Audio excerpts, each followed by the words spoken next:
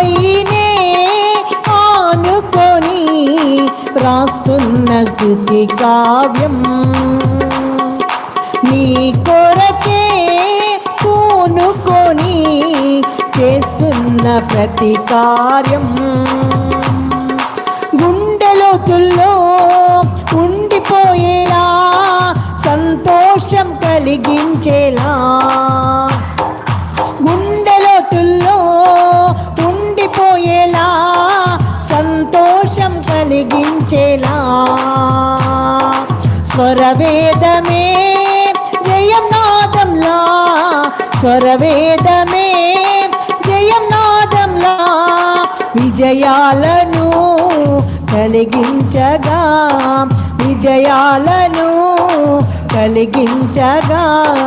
కృప చూపిన యేసు